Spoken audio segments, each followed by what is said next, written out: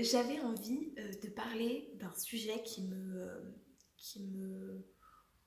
Alors ça me pose pas vraiment de problème, mais ça tourne un petit peu, qui est en fait l'esprit un peu corporate. Je vais parler beaucoup de mon travail, mais je sais que c'est quelque chose qui est aussi beaucoup dans les autres entités, je pense notamment au milieu de la start-up. Et même d'un point de vue général, je trouve qu'on a une tendance à l'uniformisation sur sur nos créations, sur notre travail, sur notre façon d'être. Et c'est quelque chose qui, moi, de plus en plus me gêne au quotidien, mais je vais quand même rester plus focalisée sur le milieu professionnel. I got something on my mind. Nowhere else, no Lord, take me downtown to you. Et je pense qu'il est important que je donne en fait une définition de ce que j'appelle moi corporate, en sachant que à la base corporate c'est vraiment le mot pour décrire un petit peu l'esprit startup, c'est-à-dire l'utilisation d'un jargon un peu franglais, de termes soi-disant techniques pour dire en fait des trucs assez simples. Et moi je l'élargis volontairement à quelque chose de plus global au niveau de la façon d'être et de la façon de se comporter au travail. Et dans le milieu de la recherche, par exemple, ça va se... Je vais donner des exemples concrets, je pense que ça sera beaucoup plus simple de comprendre en fait où est-ce que je veux en venir. Je parle par exemple de la communication corporate, donc que ça soit le networking, donc par exemple le réseautage en français, le fait du coup d'aller rencontrer des personnes un peu, si vous voulez, vous êtes dans une conférence et en fait vous savez que ce mec là c'est un expert dans tel domaine, donc vous allez aller le voir et vous imposer en fait un petit peu à lui en disant oui bonjour, je connais votre travail, moi je bosse machin, voici ma carte. Voilà, c'est comme ça que ça se passe la plupart du temps et c'est comme ça qu'on nous l'enseigne. Il y a même des cours, des workshops de réseautage dans le milieu scientifique. Je veux aussi parler de tout ce qui est de la communication, que ce soit la communication orale ou même la communication écrite chez les scientifiques. Honnêtement, moi je l'évalue comme catastrophique. On a toujours la même communication, les mêmes modèles de communication, on fait toujours la même chose, donc la même utilisation des PowerPoint, la même utilisation des posters, la même utilisation de tout ce qui est le jargon scientifique et comment, etc. et tout ça. C'est dans le but en fait, c'est d'une part de montrer en fait une version une bonne version de soi et je pense que l'envie est sincère, mais du coup ça s'inscrit quand même dans un espèce de mimétisme et au final moi mon grand malaise derrière tout ça c'est que on se ressemble tous, il n'y a plus d'originalité et surtout du coup on va lisser un petit peu quelque peu le contenu et même la communauté et ça manque un peu de personnalité. Le premier point en fait dans tout ça, c'est que ça va directement à l'encontre d'une des valeurs les plus importantes pour moi, qui est la sincérité. Alors quand je dis ça, je n'accuse pas les personnes qui suivent en fait les façons de faire. Je ne les accuse pas en fait d'hypocrisie, de faux cul ou quoi que ce soit, pas du tout. C'est plus personnel, donc c'est plus par rapport à moi. C'est-à-dire que moi, quand on me demande par exemple de faire du réseautage, donc d'aller voir quelqu'un comme ça de manière un peu sauvage, chose que j'ai déjà testée, hein. Je parle pas en non-connaissance de cause ou juste parce que ça me fait peur ou quoi. Pour moi, ça manque de sincérité en fait, parce que je vais être très franche, mais en fait, je m'en fous d'aller parler à tel expert dans telle conférence. Voilà. Souvent, l'argument qui est donné, c'est que oui, mais peut-être que t'en as pas besoin maintenant, mais si un jour t'en as besoin, bah t'auras le contact. Et en fait, moi, je pense pas que ces approches-là marchent parce que d'une part, je ne suis pas sûre que j'ai des cartes de visite que j'ai récupérées dans des conférences. Honnêtement, je ne suis pas sûre un jour de m'en servir parce que en fait, on ne rencontre pas très bien les personnes dans ce contexte-là. Bref, et surtout, je m'interroge en fait au niveau du nombre de réponses. Voilà, c'est déjà difficile d'avoir des réponses sur ses proches collègues.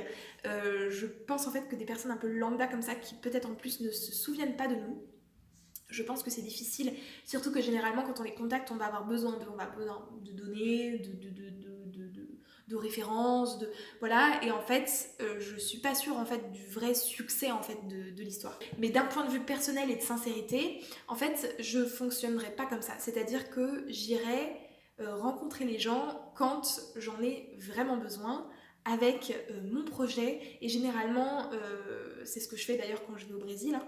Je vais à la rencontre des gens, je vais chez eux, enfin chez eux, pas dans leur maison, mais dans leur institut par exemple, et je leur parle pendant plusieurs jours. Bon, ça fait un peu harcèlement comme ça, mais ça se passe très bien. J'arrive à l'institut et voilà, et on fait les présentations, puis on a déjà échangé par mail avant, évidemment, j'arrive pas comme ça en mode salut les copains, vous me connaissez pas, je suis là, voilà. Et en fait, je vise plutôt une relation que juste un contact. Voilà. C'est ma façon de faire, c'est comme ça que je me sens à l'aise et c'est comme ça que je suis sincère avec moi-même en fait. La sincérité, elle n'est pas sur la motivation des personnes, elle est plus en fait sur comment est-ce que nous, on se sent à l'aise. Voilà. Et je pense en fait que plus on est sincère dans notre démarche, donc je répète encore une fois, pas dans la sincérité de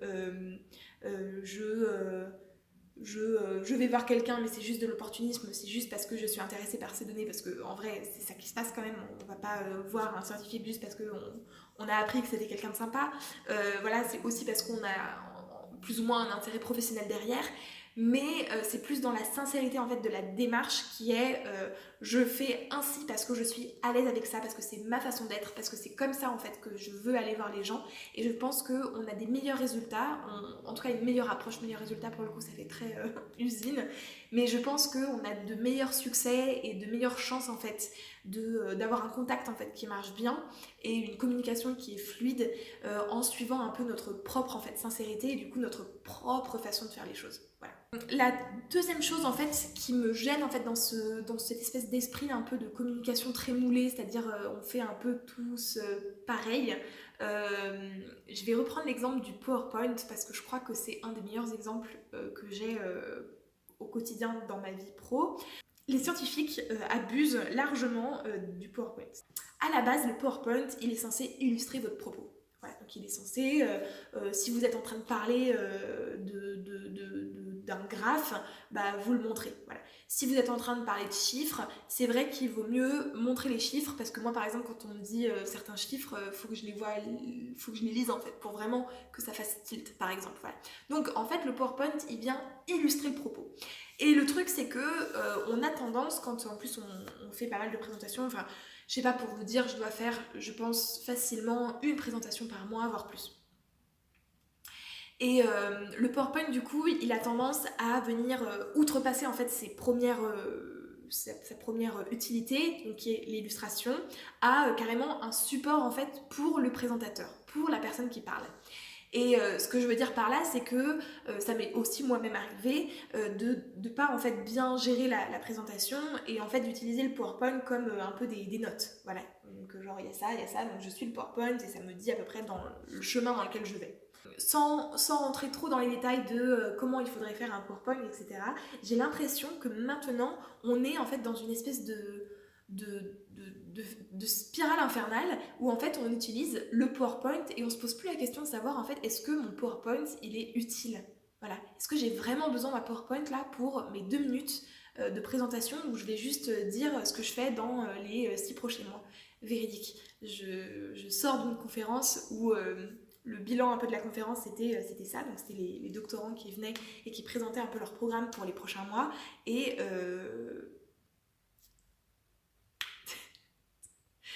beaucoup, hein, je veux dire une majorité, avaient un PowerPoint avec 2 slides et en fait une liste de bullet points de tout ce qu'ils avaient prévu de faire.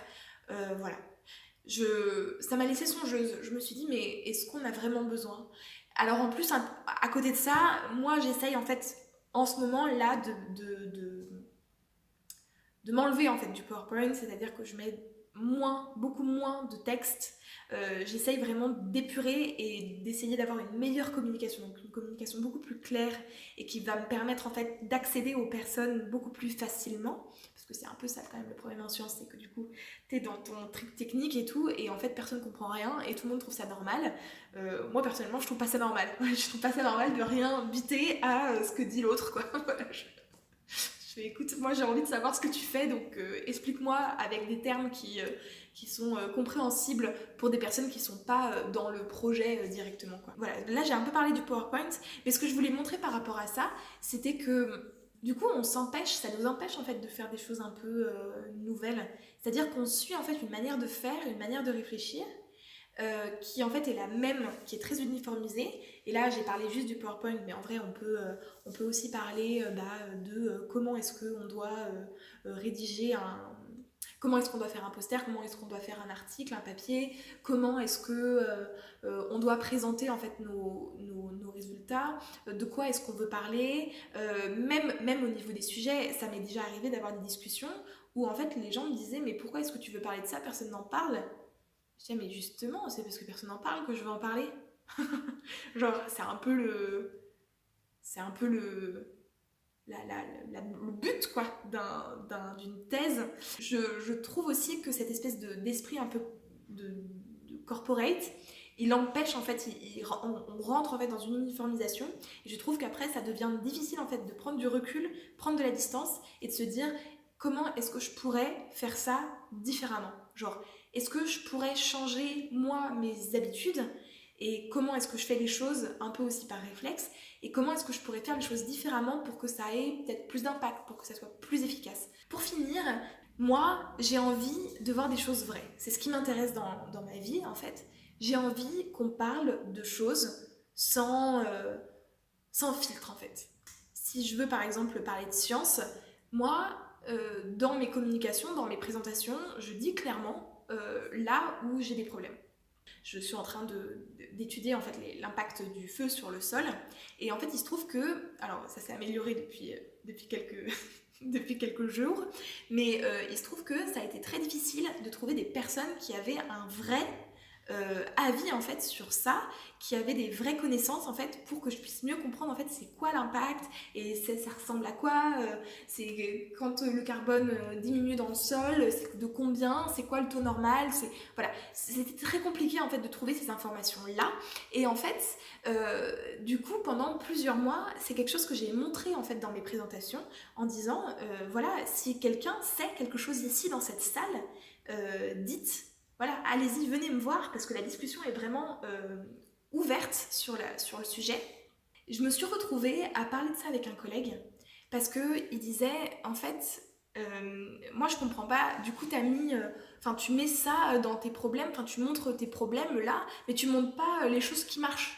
Et en fait, j'ai dit, mais bah oui, mais parce que moi les choses qui marchent, je veux dire, je peux les montrer, mais quand j'ai tant de temps en fait pour parler, ou tant d'espace en fait pour mon affiche, moi ce qui m'intéresse c'est surtout de parler des trucs qui marchent pas, pour en fait ouvrir la discussion et avoir une chance en fait de rencontrer quelqu'un en fait qui va potentiellement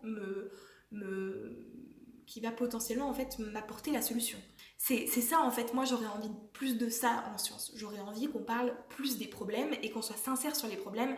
C'est vrai qu'avec toute cette histoire là de publication, de fait de bien se montrer, etc., de fait de montrer aussi qu'on est très bon et qu'on n'a pas de problème, du coup on parle pas des problèmes, et du coup il y a des problèmes en fait qu'on ne résout pas parce qu'on ne les montre pas, ou alors on traficote les chiffres plus ou moins, c'est-à-dire qu'on va montrer en moyenne sur ça, voilà, où c'est plutôt pas trop mal, mais bon, si on regarde dans l'absolu, bah non, c'est plutôt assez mauvais.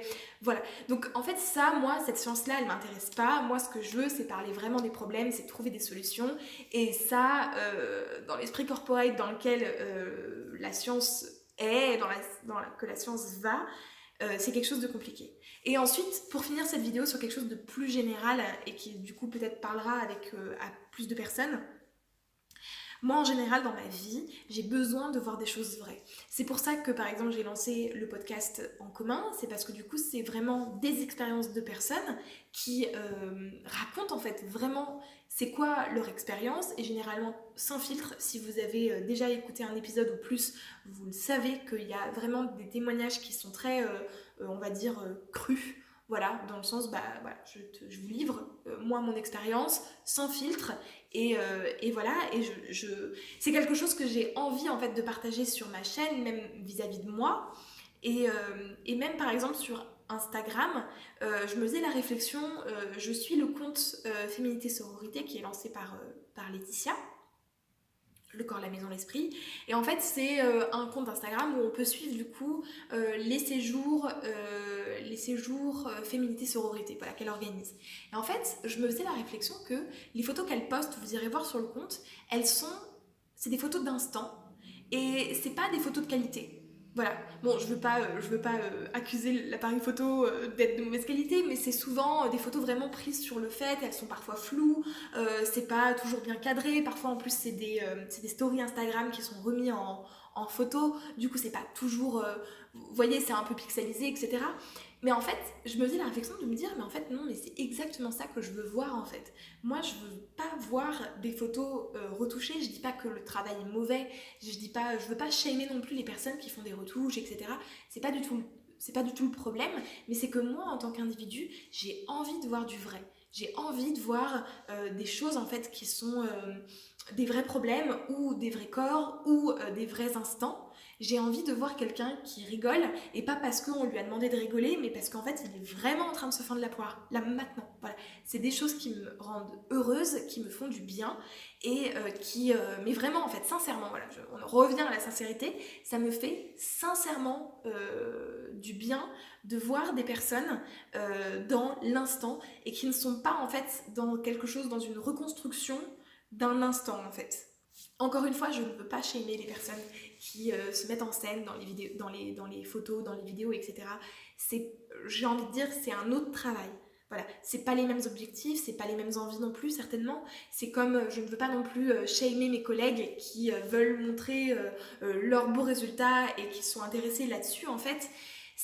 On va dire, c'est une autre façon de fonctionner et certainement d'autres objectifs, quels qu'ils soient, peu importe. Mais moi, ce que je voulais vraiment dire avec cette vidéo-là, c'est que moi, personnellement, ce que je veux, c'est de la sincérité, des choses vraies, et qui ensuite permettent aussi d'expérimenter des choses un peu plus originales et beaucoup plus personnelles. J'espère que cette vidéo un peu discussion là autour de ces moules et de cette sincérité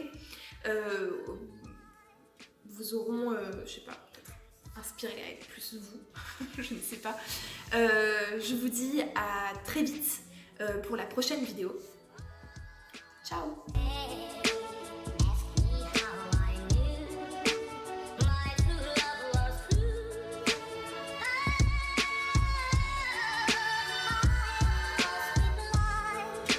Some